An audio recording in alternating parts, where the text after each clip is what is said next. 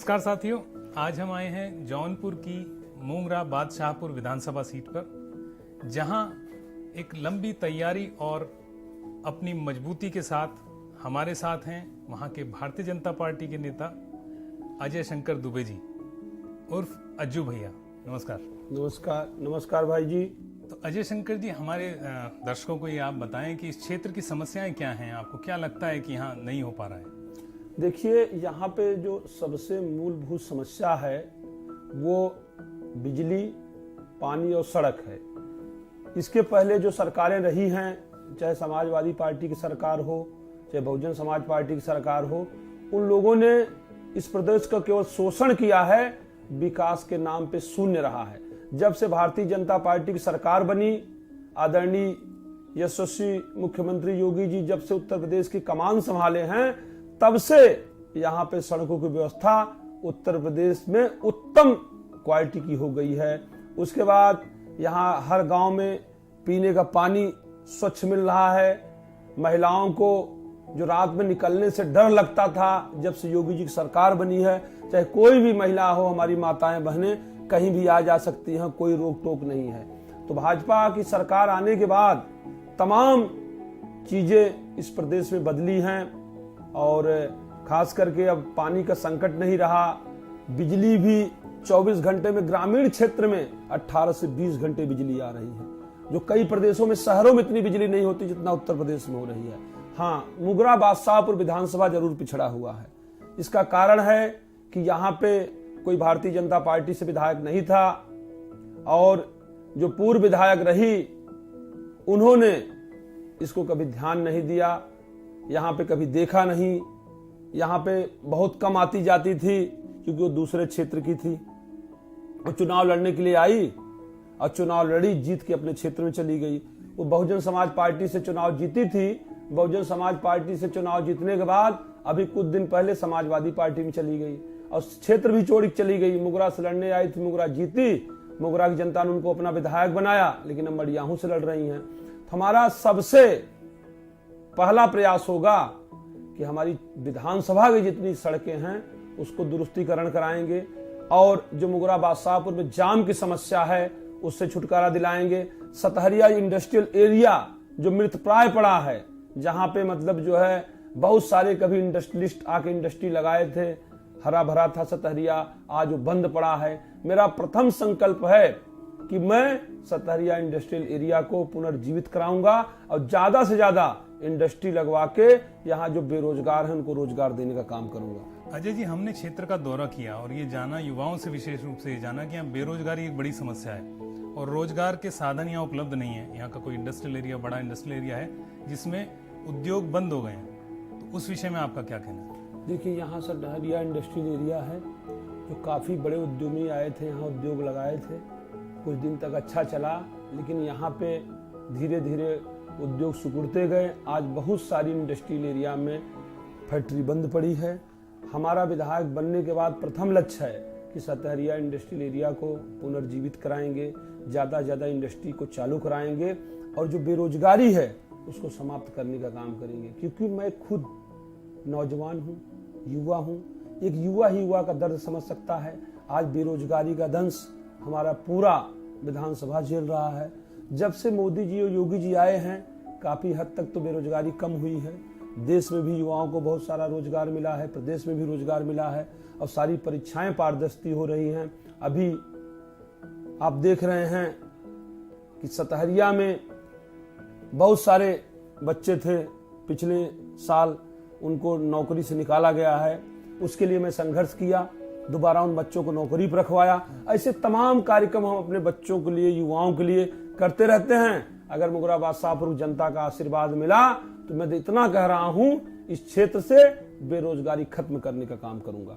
आपने कानून व्यवस्था की बात की, आपने कहा महिलाएं अब निरंकुश कभी भी निकल सकती हैं घर से बाहर, अब उन्हें कोई ऐसा डर नहीं है, भय नहीं है कि उनको किसी से डर लगे, कानून व्यवस्था दुरुस्त है। लेकिन क्या आपके विधानसभा क्षेत्र की स्थिति यही है? बिल्कुल। जैसा हमने अभी देखा कि विधायक यहाँ से गायब है, तो ऐसे में फिर जनता का विश्वास हासिल कैसे कर सकते हैं? देखिए, अभी तो मैं विधायक बना नहीं, जब मैं विधायक बन जाऊंगा तब अपने क्षेत्र की जनता को बताऊंगा जो है कि क्या विश्वास होता है, क्या भरोसा होता है, क्या विकास होता है। सर्वप्रथम हमारा भरोसा होगा क्षेत्र की जनता का जो काम है, जो मैंने वादा किया है, जो हमारी पार्टी वादा की है, उसको पूरा करने का। मैं पार्टी के नीतियों रीतियों पे चलते हुए अपने मुगराबाद शाहपुर विधानसभा को एक स्वर्णिम विधानसभा बनाऊंगा। इतिहास में लोग याद करेंगे कि कोई अजय शंकर दुबे अज्जू भैया भी पैदा हुआ था इस विधानसभा में विधायक बनके, जो इस दिशा क्षेत्र की तकदीर और तस्वीर को बदल दिया। जैसा आपने बताया कि जाम की समस्या यहाँ का एक बड़ा सेटबैक है इस क्षेत्र के लिए, हमने खुद महसूस किया क्योंकि हमने क्षेत्र का दौरा किया है। हम जब आ रहे थे तो जगह जगह जाम का हमें सामना करना पड़ा। इसके लिए आप पे क्या कॉन्क्रीट प्लान है, किससे आप ऐसे इसको ओवरकम इससे कर सकते हैं? देखिए, हमारे उप मुख्यमंत्री केशव मौर्य जी आए थे और उन्होंने ये वादा किया है कि 6 महीने के अंदर मुगराबाद शाहपुर में फ्लाईओवर का काम कंप्लीट हो जाएगा। National highway authority of India की जो स्कीम है उसके तहत भी रोड बन रहा है। जो मुगराबाद शाहपुर बाईपास इटहरा होते हुए निकल रहा है उसमें भी काम चल रहा है। अब एक दिन में तो पूरा नहीं किया जा सकता है, न 1 महीने में हो सकता है, लेकिन ये लक्ष्य है कि 1 साल में इस काम को पूरा किया जाएगा। और मेरे विधायक बनने के बाद मेरा पहला काम रहेगा कि मुगराबाद शाहपुर के लोगों को जाम की समस्या से मुक्त कराना, क्योंकि मैं खुद दिन में 20 बार आता जाता हूं, मैं खुद जाम झेलता हूं। तो मैं जहां से आऊंगा जाऊंगा, हमारे लोग आएंगे जाएंगे, वो तो मेरी प्राथमिकता रहेगी उसको कैसे कितने जल्दी से जल्दी ठीक कराया जाए। अजय जी, हमें आपसे ये जानना है कि हमने क्षेत्र का दौरा किया, हम कई गांव में गए और हमने देखा, हमने वहाँ की नब्ज टटोलने की कोशिश की, तो हमने पाया उस नब्ज में कहीं ना कहीं धड़कन अजय शंकर की होती है, कहीं ना कहीं अज्जू भैया की आवाज आती है। धन्यवाद। तो वो आवाज कैसे आ पाती है जबकि आप न तो विधायक हैं न तो सांसद हैं, ये कैसे संभव है, ये थोड़ा हमें बताएं। देखिए, जब से मैं राजनीति में आया हूं तब से मेरा एक संकल्प रहा कि मैं अपने विधानसभा में कभी भी जाति, धर्म, संप्रदाय, बिरादरी न इसमें बात करूंगा, न इस पे काम करूंगा। जिस प्रकार से आदरणीय मोदी जी कहते हैं कि सबका साथ, सबका विकास, सबका विश्वास, उसी हिसाब से मेरा भी लक्ष्य है कि मुगराबाद शाहपुर विधानसभा की जितनी गरीब जनता है उसको मैं गले लगाता हूं। और मैंने अपने राजनीति की शुरुआत में एक नारा दिया था जो आज भी चल रहा है, पूरे जीवन चलता रहेगा, कि गांव का जो सबसे गरीब होगा, गांव का जो सबसे करीब होगा वो अज्जू भैया का सबसे करीब होगा, वो सबसे करीब होगा। इसीलिए मैं कभी जात नहीं देखता हूं, कभी धर्म नहीं देखता हूं, बिरादरी नहीं, चाहे किसी भी जात का कोई भी आदमी हमारे दरवाजे पे आता है उसका पूरा मान सम्मान देना, उसका काम करना। और मैं जिस भी लायक रहता हूं, गरीब लड़कियों की शादी में, लोगों की तिरहमी में, बीमारी में, एजुकेशन में, अपने खून पसीना और मेहनत से जो कमाता हूं। मैं कोई विधायक, सांसद, मंत्री नहीं हूं, मेरे पास कोई निधि है, पूर्वांचल विकास निधि है, उत्तर प्रदेश सरकार की निधि है। मैं तो अपने परिवार के लिए जो कमाता हूं उसमें से 10% हिस्सा अपने विधानसभा क्षेत्र वासियों के लिए प्रत्येक वर्ष खर्च करता हूं। और मेरा जीवन भर का संकल्प है, मरते दम तक जितना भी मेरे पास जो भी कुछ है वो मुगराबाद शाहपुर जनता जनार्दन के लिए समर्पित है। क्योंकि मरने के बाद कुछ आदमी लेके नहीं जाता है, जो भी रहेगा यहीं छोड़ के जाएगा। इसलिए जो भी है वो हमारे क्षेत्र वालों के लिए है, हमारे समाज वालों के लिए, हमारे भाई बंधुओं के लिए है। यही उद्देश्य लेकर मैं राजनीति में आगे बढ़ रहा हूँ। हमने देखा आपका जो ये भाव है वो जनता में परिलक्षित होता है, वो दिखाई देता है। जनता का भी स्नेह उतना ही आपके प्रति है, ये समाज में हमने देखा, ये मुगराबाद शाहपुर में हमने देखा। तो अजय जी, हमने देखा जैसे एक बड़ी विधानसभा आपकी है और इसमें शिक्षा के क्षेत्र में मुझे लगता कुछ अभी करने का प्रयास होना चाहिए, जन प्रतिनिधियों के तरफ से ये प्रयास होना चाहिए। आपने इस विषय में क्या सोचा, किस तरह से आपका युवा शिक्षित हो? देखिए, अभी आप लोगों के आने के थोड़ी देर पहले ही मेरी माननीय मंत्री जतिन प्रसाद जी से बात हुई। मैंने जतिन प्रसाद भाई साहब को यही निवेदन किया कि भैया हमारा क्षेत्र पूर्वांचल में बहुत पिछड़ा हुआ है, यहाँ पे न कोई एक ITI है न पॉलिटेक्निक है। आपसे निवेदन है, हाथ जोड़ के करबद्ध निवेदन कर रहा हूँ कि आप एक बार हमारे विधानसभा क्षेत्र में आइए और यहाँ पे एक ITI गवर्नमेंट का और एक गवर्नमेंट पॉलिटेक्निक दीजिए। उन्होंने कहा कि जरूर हम पार्टी के पदाधिकारियों से विचार करेंगे, मुख्यमंत्री जी से अनुमति लेंगे, उसके बाद जरूर एक बार आपके विधानसभा क्षेत्र में आएंगे।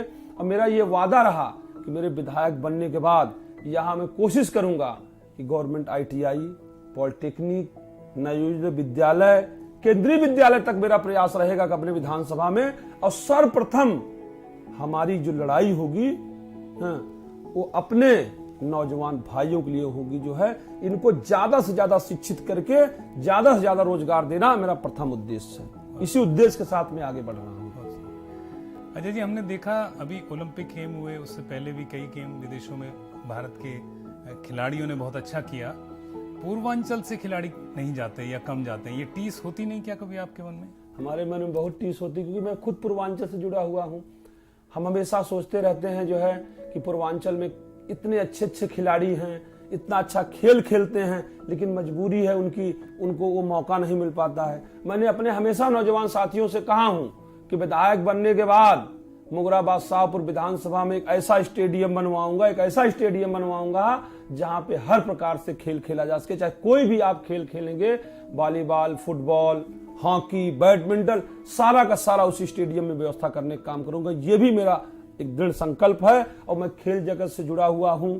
मैं काफी समय क्रिकेट का खिलाड़ी रहा, मतलब 18 साल से लेके 25 साल तक तो मैं रोज क्रिकेट खेलता था, इसलिए क्रिकेट से मेरा विशेष लगाव है और बहुत सारे बच्चों को क्रिकेट में आगे भी बढ़ाया हूं। और मेरा उद्देश्य है, अगर आप लोगों का आशीर्वाद मिला जनता जनार्दन का, तो एक आदर्श विधानसभा बनाने का काम करूंगा और यहाँ पे खिलाड़ियों को किसी भी प्रकार का कोई कमी न रहे। या जयशंकर दुबे अज्जू भैया इस बात का पूरा ध्यान रखेंगे। तो अज्जू भैया, एक आखिरी सवाल आपसे कि आपका अपनी विधानसभा के प्रति एक विजन क्या है? क्या उस विजन में आप देखते हैं, हमारे दर्शकों को बताएं। हमारी विधानसभा में मूलभूत समस्या क्या है, क्योंकि मैं इसी विधानसभा का निवासी हूँ। इसके पहले जो हमारे विधायक थी आदरणीय सुषमा पटेल जी, वो मड़ियाहू से चल के आई थी, उनको इस विधानसभा के बारे में कुछ मालूम नहीं था। चुनाव लड़ी, जीती, फिर वापस चली गई।